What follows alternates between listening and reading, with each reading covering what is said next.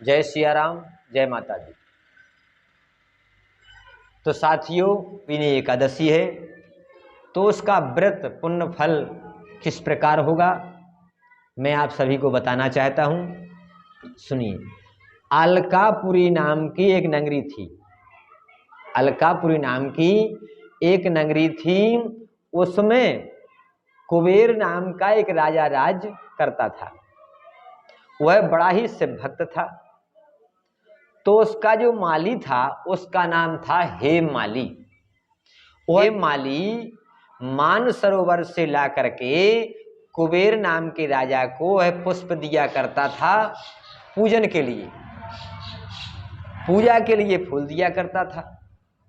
तो ऐसा होते बहुत ही वर्ष व्यतीत हो गए हेममाली को।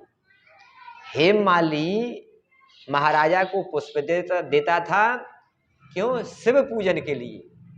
तो एक दिन का ऐसा वाकया है कि हेममाली पुष्प लेने गया और संयोगवश अपने ही घर पर स्त्री के पास रुक गया और भोग विलास में उसको ज्यादा समय व्यतीत हो गया।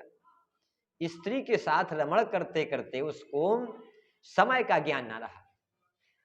तो यहां जब कुबेर ने सोचा कि हेममाली भगवान शिव की पूजन के लिए पुष्प लेकर नहीं आया, ऐसा क्या कारण है? तो उसने सोचा, कुबेर ने सोचा कि कोई ना कोई कारण तो जरूर होगा। तो उन्होंने अपने मंत्रियों को भेजा और कहा कि जाओ और हेममाली को देखो, हेममाली कहाँ है, अभी तक शिव पूजन के लिए पुष्प लेकर क्यों नहीं आया। तो उसके मंत्री गए, तो उसके घर गए। तो जब मंत्रियों ने देखा कि वो आकर के अपनी स्त्री के साथ यह भोग विलास में लिप्त हो गया है, इसको ये भी ज्ञान नहीं है कि महाराज ने जब समय पर फूल मांगे थे सवेरे सवेरे तो ये फूल देने क्यों नहीं गया, तो उसको लेकर आते हैं।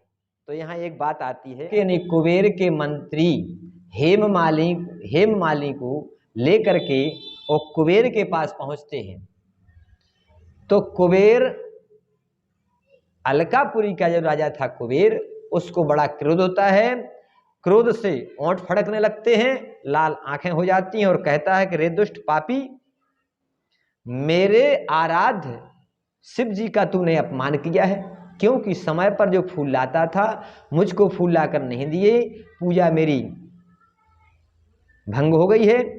इसलिए तू जाकर के मृत्यु लोक में जाकर के कोढ़ी और दुष्ट हो जा और स्त्री से सदा वियोग बना रहे। स्त्री से बिछड़ गया और मृत्यु लोक में जाकर के वह कोढ़ी की तरह निवास करने लगा। तो साथियों, ध्यान रहे, ऐसा कर्तव्य करना चाहिए इससे किसी प्रकार का दोष ना लगे। कि काहू नहीं सुख दुख कर दाता,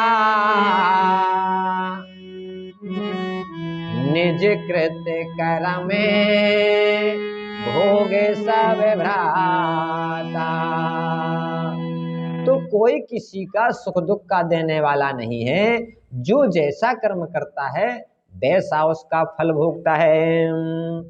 तुम मंगल भवन अमंगल हारी, त्रिभुवन दशरथ अजर बिहारी। तो श्राप से जब वो पीड़ित हो गया, हेममाली और मृत्यु लोक में चला गया, शिव जी की कृपा से उसको अगले जन्म में अपना स्मरण बना रहा। संयोग भटकता भटकता हुआ हेममाली और मार्कंडेय ऋषि के आश्रम में पहुंचता है और उनके चरणों में गिरकर गिड़गिड़ाने लगता है कि महाराज मुझे क्षमा करिए, क्षमा करिए।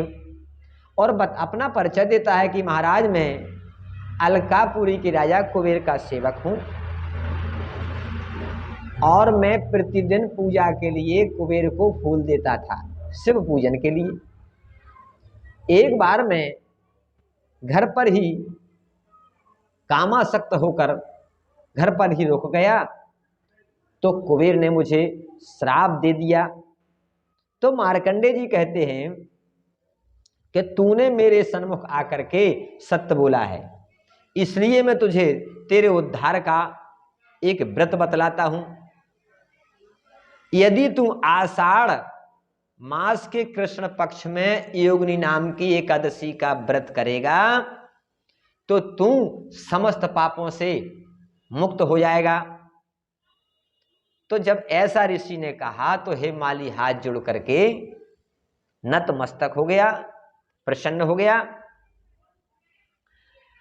तो उसने मुनि के वचन के अनुसार योगिनी एकादशी का विधि पूर्वक व्रत किया।